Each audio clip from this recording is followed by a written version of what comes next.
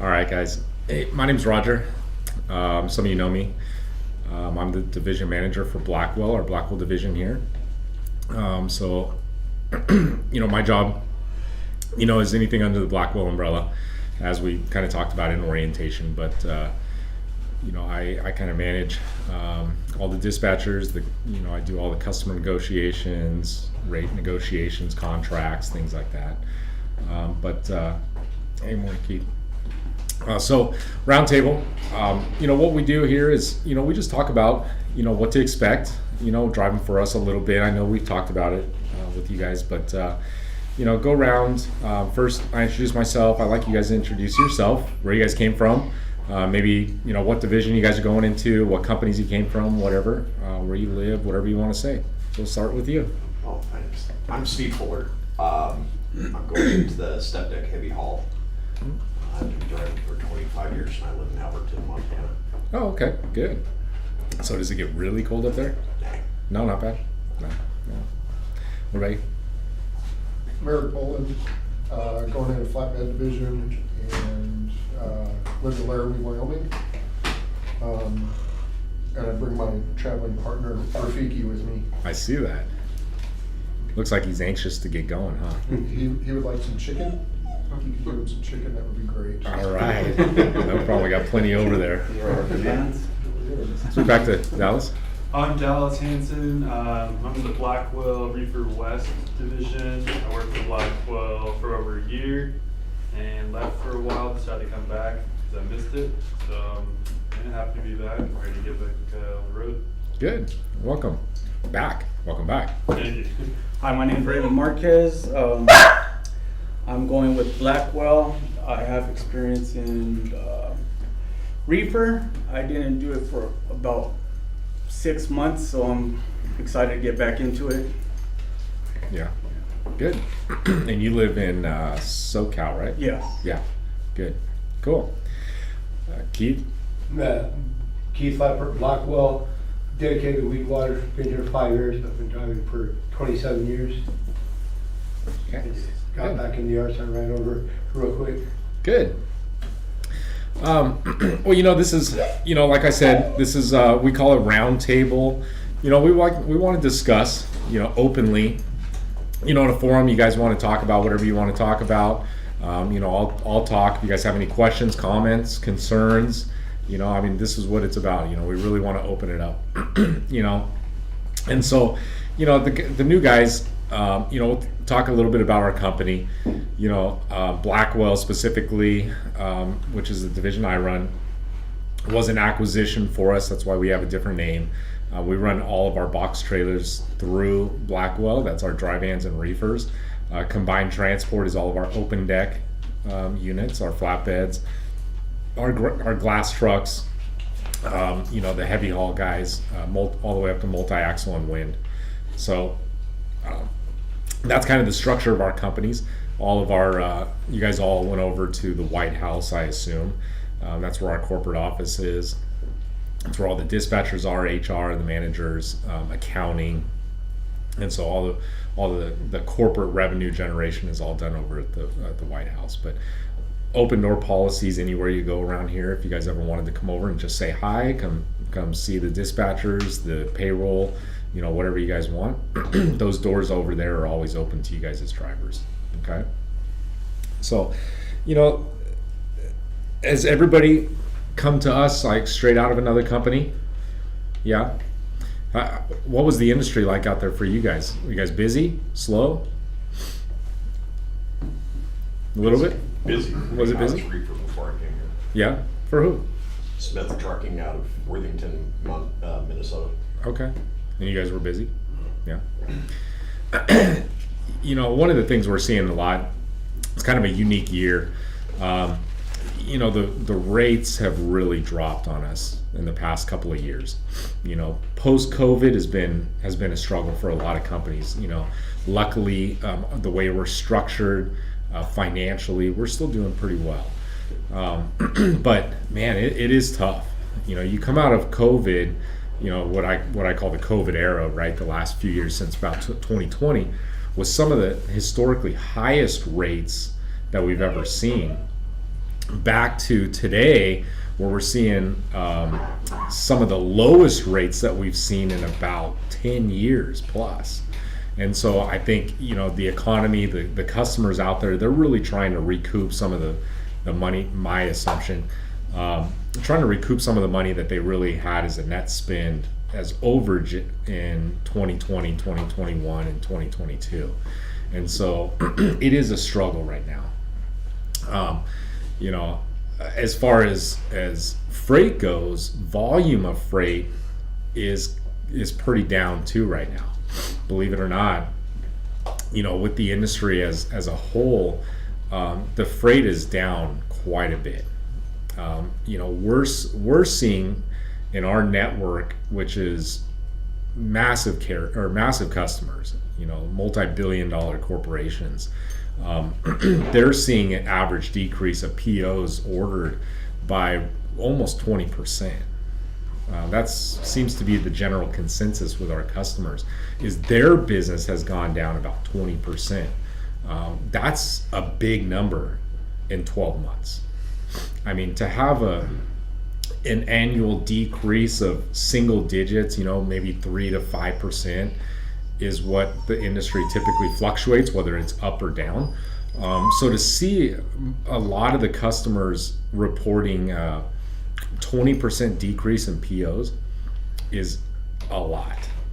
That's unheard of. So it's kind of really forced us to go out and get a little more creative, right? We're bringing on more customers. I mean, there's plenty of freight for us out there. You just got to go get it. And so when you see a 20% decrease in volume, you know, naturally you got to go find some more customers, right? In addition to what we're already doing. And so we really put a lot of concentration on the last 6 months of what we call onboarding new clients. So for you know, for the current drivers out there, especially that are listening, you know, we're going to start seeing some new lanes come in. We're probably going to see a lot more freight that's going back to the Midwest. So we're going to increase that volume and increase our capacity for those customers going back to the Midwest. But a lot of new shippers, a lot of new receivers. And just the reason why is because we need to fill that void, right? Luckily, a lot of our trucks are still moving and still moving well.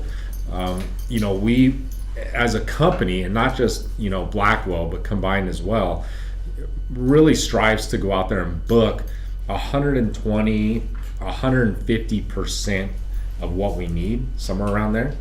And so if we've got 100 trucks, we're pushing to book 150 loads, right?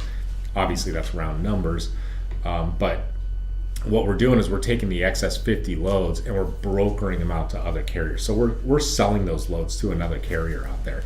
And so, you know, one of the reasons why we do that, not only for the additional revenue generation, but it's also because if we have a load cancel, which they do all the time, you guys know that, I don't want you to sit, right? I want to pick up one of these other loads that we have in our network that we sold.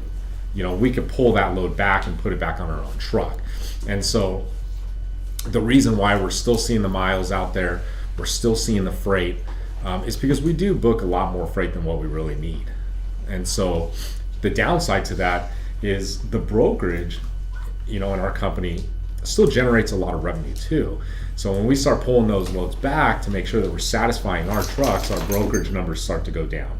So we want to build that back up as well. But we're constantly looking for better, right? What's better? I mean, if this customer is paying us this much per mile, this customer is willing to give us just as much freight, right? But pay us more a mile, maybe it's more beneficial for the drivers, whatever the case is, less wait time, more conducive to your guys' lanes, home time, whatever it is. So it's always generating leads, new customers. Right now, it was really based off of necessity. Like, we really need the additional customers, the additional freight, and so that's why, you know, you guys as new drivers probably will not realize the difference, but you know, month over month you'll start seeing stuff that we really have never done before. You know, customers that we haven't worked with, which is a good thing. That's a good thing. You know, one thing that we don't do as a company, and I've seen this time and time again from other companies, we don't put all of our eggs in one basket. We're very diversified when it comes to our book of business. Not a Smoky Point driver. Right, yeah, Smoky Point, yeah. Well, you know, if and I've seen this many times. I know of companies that do this where they've got 90% of their revenue that they generate comes from one book of business or one customer. The problem with that is I've seen that one customer in history go out of business. Well, what do you do when 90% of your revenue that you generate is coming from that one customer? You go out of business too, right? Especially in reefer, you know, I know heavy haul's a little bit different game. These guys are constantly networking customers. You know, when you go out there and you're running heavy haul, you know, you don't find a company, maybe Caterpillar or Kubota or something like that, where they're shipping volume. But most companies out there are not shipping 5, 6, 7, 10, 15 loads a day. It's just not like that in heavy haul. So they're constantly networking. Reefer's a little different. We're about 90% or better contractually obligated to the customer. So for me, when I go out and I start soliciting customers, especially the customer sizes that we're looking for, it takes months to get the first load. You know, so what we're constantly doing is we're looking for the biggest customers out there that can supply the most amount of freight, because we have a lot of freight already. I don't need it today, but you know, we want it tomorrow. And so for us to go out there and really market our company, I'm marketing it to large companies. And when you market to large companies, there's a major process. Right now I've got 3 different new customers on the line that we're not even expecting to come to fruition until about second quarter next year. And so I'll work through it the remainder of this year. We'll probably get notice of our what we call awards, which is the freight that they're gonna give us and they're gonna agree to contractually for us. But we probably won't know that until about mid-December, and then that won't even take effect until probably March or April of next year. And so it's a process, right? But it's a process that, you know, we've been doing for years. You know, all trucking companies have. You guys have any questions on that? Who are your new customers? I'll let you know around March or April next year. How about the major companies that we're doing right now? The account that we have right now. They're like, I'll be doing like most of, or a lot of the time. Sure. Yeah. I mean, I can tell you who we ship for now. I mean, we ship for companies like, in reefer. I mean, this is food grade, right? And so, a lot of the major companies that we ship for today, Reese's Fine Foods, you know, the guys that do like the potato salad and stuff like that. That's a $2 billion company. You have no idea how big that company is. You know, when you sponsor a NASCAR team and you sponsor Reese's Stadium, you know, they're making big bucks. But that's a big customer of ours. JBS is the largest producer of beef in the world.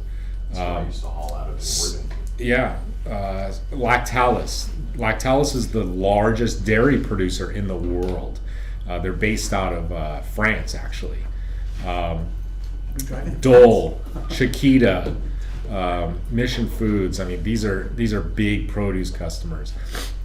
Pilgrims is chicken. One of our largest build-tos today is Dutch Bros. So we do. If you drank a Dutch Bros coffee, we hauled the dairy that went into it. There you go, Mike. Yeah, I just got back from hauling a load to Denver, Colorado.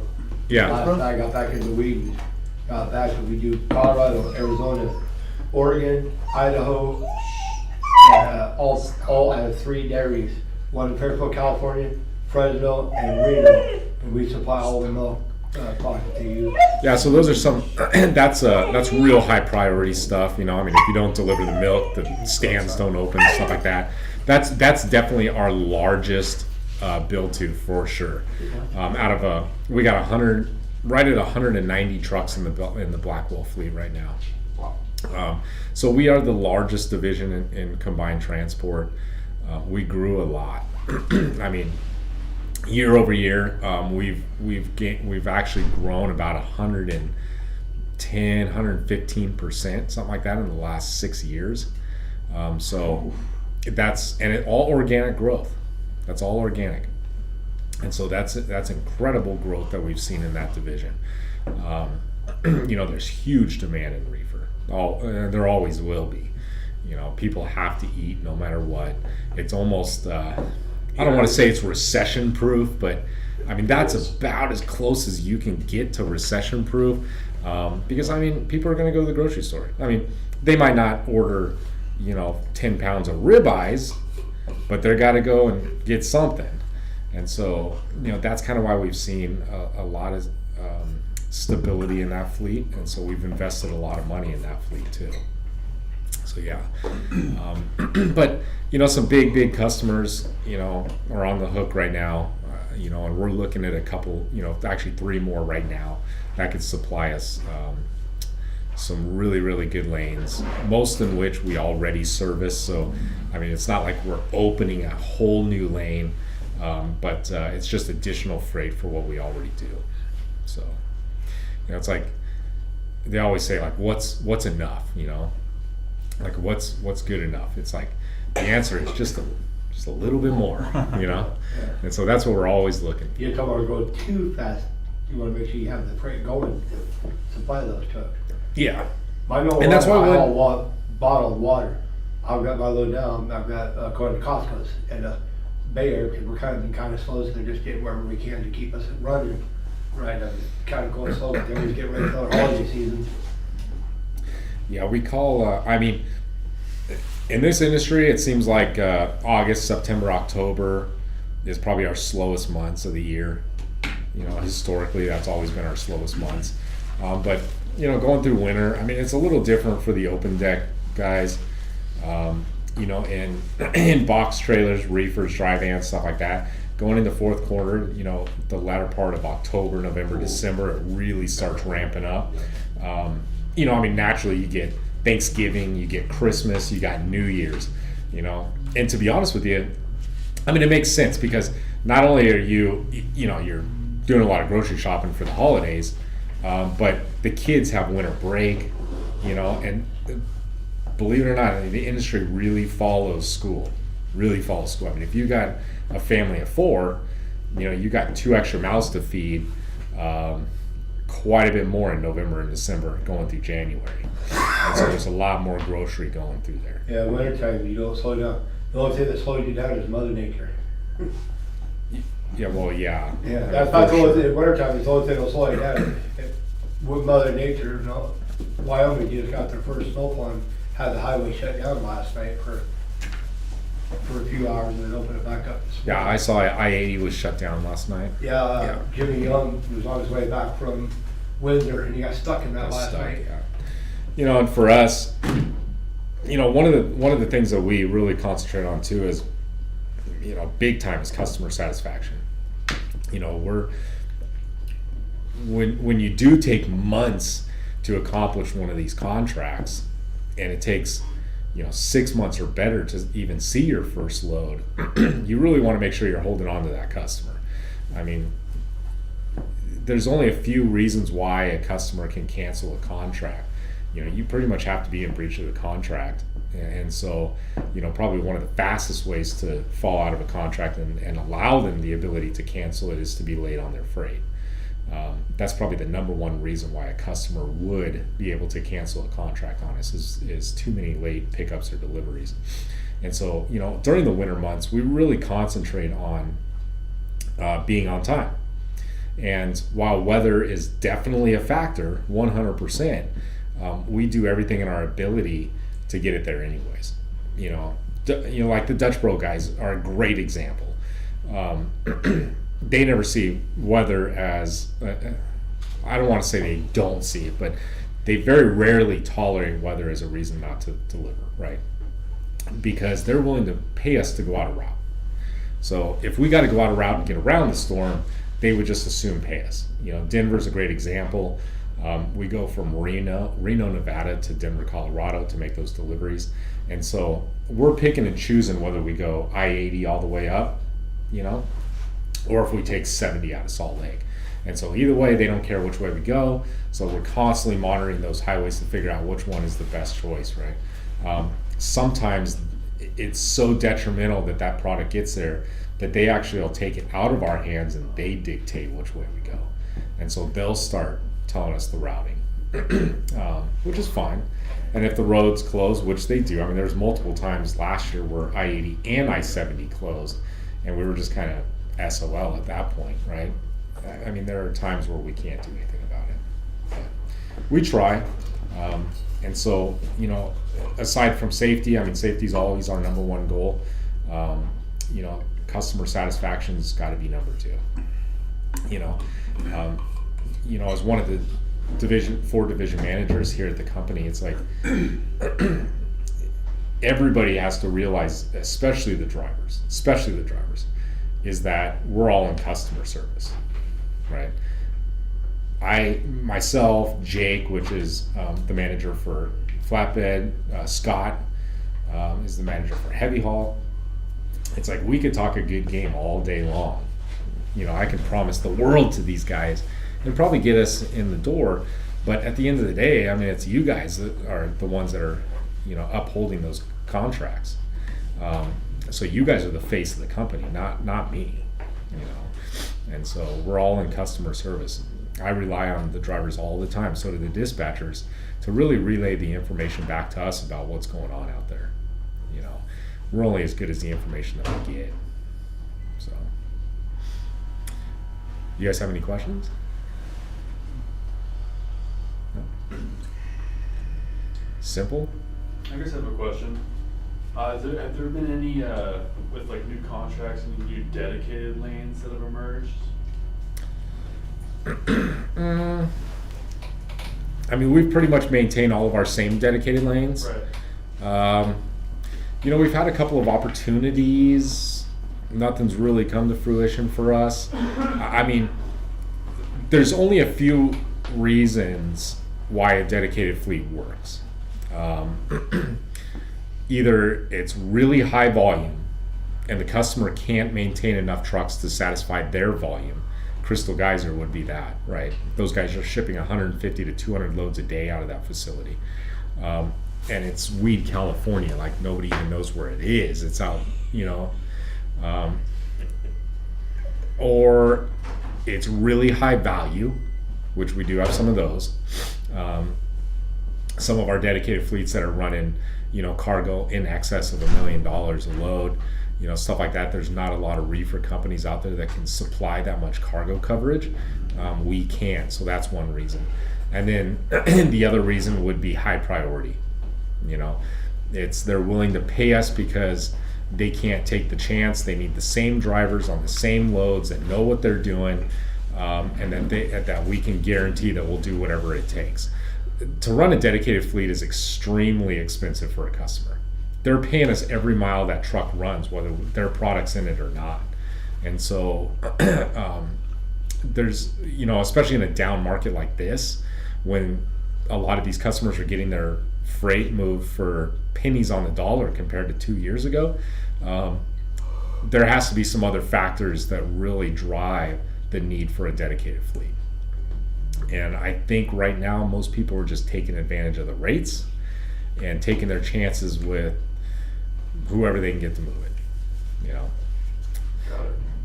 In my experiences, it's like the guys that I deal with are like the directors of transportation and, you know, logistic ops managers and stuff like that.